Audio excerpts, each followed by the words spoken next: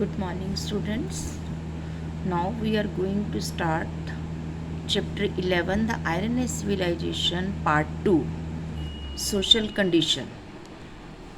Now, the social condition, the basic unit of the society was the family. As you know, the smallest unit of our society and the basic unit of our society, that was family.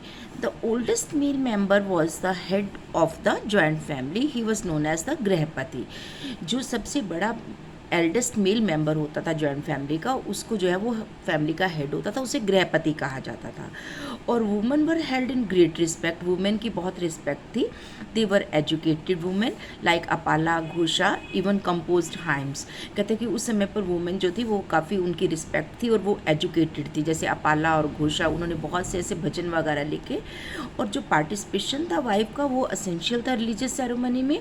और the social evils, जो हमारी सामाजिक बुराइयाँ थी, जैसे कि सती प्रथा है, चाइल्ड मैरिज, बाल विवाह है, वो कहते हैं कि उस समय पर अर्ली वैदिक पीरियड में अननोन था. लेकिन लेटर वैदिक पीरियड में जो है वो स्टेटस ऑफ वो ये सारी जो सोशल इवल्स हैं that comes in the society. So the status of women decline in the latter Vedic period. The society was divided into four varnas, namely Brahmin, Kshatriya, Vysya and Shudras. कहते सोसाइटी जो थी वो 4 वर्नास में डिवाइड हुई थी: ब्राह्मण, क्षत्रिय, वैश्य और शूद्रास. ब्राह्मण का मेन काम क्या होता था? रिलीजियस मैटर देखना.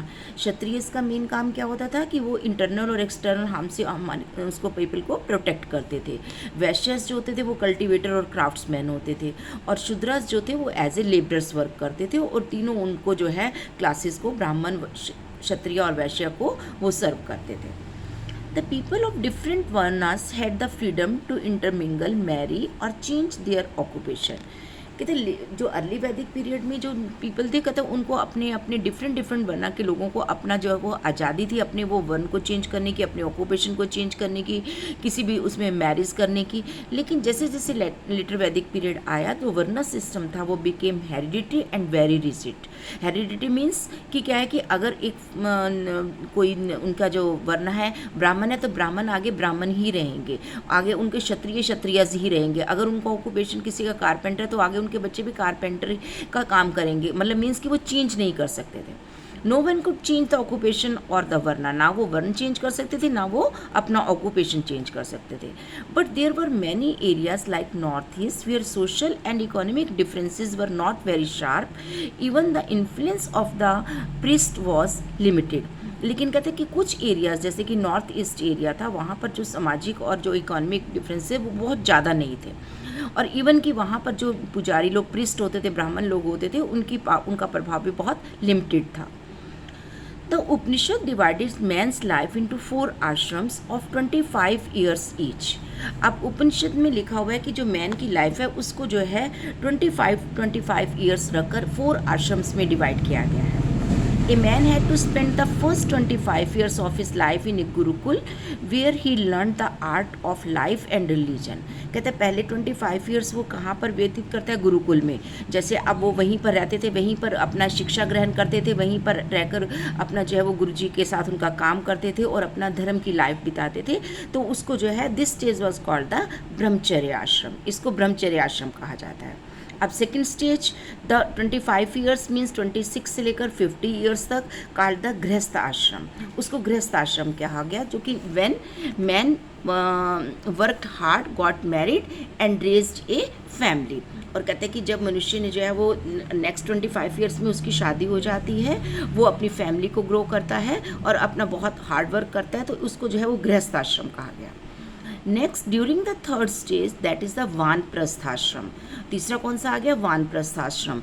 ही retain to the forest to meditate. और कहते हैं कि वो अपना जो है वो फॉरेस्ट में जाकर अपनी जो है वो मेडिटेशन के लिए वहाँ पर जाता है, उसको वानप्रस्थाश्रम कहा जाता है. और in the last stage which is called the संन्यास आश्रम, ही lived A life of complete detachment and spend his life in preaching. Fourth जो आश्रम है वो संन्यास आश्रम, जिसमें वो सब चीज़ों के साथ जो है वो उसका मुँह जो है वो बिल्कुल छूट जाता है और वो सिर्फ उसमें भक्ति भाव में जो है वो अपना टाइम व्यतीत करता है. Now occupation. Agriculture was the main occupation of the people. कहता अगर हम उस समय पर ऑक्यूपेशन देखें तो एग्रीकल्चर, कृषि जो है वो सब लोगों का मेन ऑक्यूपेशन था। They use plough which were pulled by the oxen. During this period, people irrigated their field with water from the wells, canals and lakes. They grew wheat, barley, rice, bean, etc. and domesticated animals like cow, bulls, sheep, goat and dog. कहते उस समय पर लोग अपनी जो वो खेती बाड़ी करते थे with the help of implements and tools. कहते हैं इसके अलावा अपने खेतों में पानी देने के लिए वो वेल्स, कैनल और लेक का यूज़ करते थे, और अपने खेतों में बार्ले, वीट, राइस, बीन्स, कहते हैं इन सब की जो है वो क्रॉप्स ग्रो करते थे। और उसके साथ साथ वो एनिमल्स जैसे cow, bull, sheep, goat and dog उनको भी अपने घर में पालते थे। The Aryans also introduced horses in India which were brought from Central Asia। कहते उस समय पर आर्यंस ने जो है वो घोड़े को का भी इंट्रोडक्शन यहाँ पर हो गया, और जिसको कि वो सेंट्रल एशिया से लेकर आए हुए थे। The discovery of iron and had provided stronger tools like plows, sickle, shovels, spades, axe, saws, nails, and tongs, which help in a variety of other crafts like poetry, weaving, carpentry, jewelry making, etc. कहते उसके अलावा जैसे ही iron का आविष्कार हुआ, उसकी discovery हुई, तो उन्होंने अपने अपने बड़े स्ट्रॉन्ग टूल्स बनाने शुरू किए, सिक्कल, शॉवल, स्पेड, जो उनकी उसमें एग्रीकल्चर में हेल्प करते थे। उसके अलावा दूसरी चीज़ों में भी कहता है कि उनकी वो हेल्प करते हैं, जैसे कि पोइट्री में, वीविंग में, कारपेंट्री में, ज्वेलरी मेकिंग में, तो इन सब में भी कहते हैं उनके जो इम्प्लीमेंट्स थे वो उनकी हेल्प कर रहे थे। The Aryans were expert traders. जो आर्यंस थे वो बहुत एक्सपर्ट ट्रेडर्स थे, और trade was the mainly carried on land, और ट्रेड मोस्टली जो है वो लैंड पर ही किया जाता था। They use barter system. The cow was use as a standard of value. और वो बार्टर सिस्टम आपने पढ़ा था कि बार्टर सिस्टम जहाँ पर चीज़ों का आदान प्रदान होता है, तो वहाँ पर उस समय पर वो बार्टर सिस्टम यूज़ करते थे, और काउ जो था उनकी स्टैंडर्ड ऑफ वैल्यू का उनको ऐसे यूज़ किया जाता है कि जिसके पास ज़्यादा काउ है उनका जो स्टैंडर्ड ऑफ वैल्यू है वो ज़्यादा है, तो वो हमारा काउ जो है एक साइन था स्टैंडर्ड ऑफ वैल्यू का। नो नेक्स्ट आते हैं हमारे religion.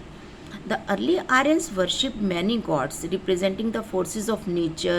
Indra was worshipped as the god of thunder, Vayu the god of wind, Prithvi the god of earth, Agni the god of fire, and Surya the sun god. कहते उस समय पर जो Aryans थे, early Aryans जो हैं वो कहते नेचर की उसकी पूजा करते थे, फोर्सेस ऑफ नेचर की, जैसे कि इंद्रा जो है वो हमारे थंडर, गॉड ऑफ थंडर, जैसे हम कहते हैं इंद्र देवता मीन्स की बरसात के देवता, तो जो गॉड ऑफ थंडर हैं उसकी। उसके अलावा वायु जो विंड के देवता हैं, पृथ्वी जो हमारी धरती माता है, अग्नि जो फायर की पूजा करते हैं, और सूर्य जो हमारे सन गॉड हैं। Milk, ghee, grain and flesh were offered as a part of sacrifice at yajnas. और जो वो यजन करते थे और यज्ञ वगैरह करते थे उसमें उनका घी, दूध और जो है कहते हैं कि इवन की मांस वगैरह या अनाज वगैरह वो उनका एक मेन पार्ट होता था यजन को करने में। The early Aryans did not build temples. In the later Vedic period, the yajnas became very expensive and the nature gods were replaced by the new gods Brahma, Vishnu, Shiva, Rama and Krishna. The later Vedic period saw the birth of Brahmanism and Hinduism. अब कहते जो early Aryans थे कहते उन्होंने कोई मंदिर नहीं बनवाए क्योंकि वो नेचर की पूजा करते थे, लेकिन लेटर वैदिक पीरियड में कहता है कि क्या है, यजना जो थे वो बहुत एक्सपेंसिव, बहुत महंगे हो गए, और जो नेचर गॉड थे उसकी जगह पर कहते हैं दूसरे नए जो है वो गॉड्स आ गए, जैसे ब्रह्मा, विष्णु, शिवा, रामा, कृष्णा। और इसके अलावा लेटर वैदिक पीरियड में कहते हैं क्या है कि जो उनका था birth of Brahmanism and Hinduism जो है वो स्टार्ट हुआ। अब लास्ट हमारा टॉपिक दैट इज़ अचीवमेंट्स। अब उन्होंने क्या क्या उपलब्धियां हासिल की। द वैदिक literature throws light on the achievements of the Aryans in the field of science. The Aryans new the use of iron, they use it for the making stronger tools and weapons. अगर हम देखते हैं achievement में तो कहते हैं कि उसमें आर्यन की जो साइंस के फील्ड में बहुत ज़्यादा अचीवमेंट हुई, और उसमें जो है वो आर्यंस जो है वो उन्होंने आयरन का यूज़ करना शुरू किया, और उसके अलावा कहते हैं कि वो उससे उन्होंने बहुत जो है वो स्ट्रॉन्गर टूल्स और वेपन्स बनाए। एक्स उनको हेल्प करती थी जो है वो जंगल और को क्लियर करने के लिए और वहाँ पर एग्रीकल्चर करने के लिए। Craftsman like carpenter, blacksmith, tanners were able to develop their crafts with the better tools. अब इन टूल्स से कहता है कि इन सब ने भी, अपने क्राफ्ट्समैन ने भी अपनी जो है वो कला उसको भी सही किया।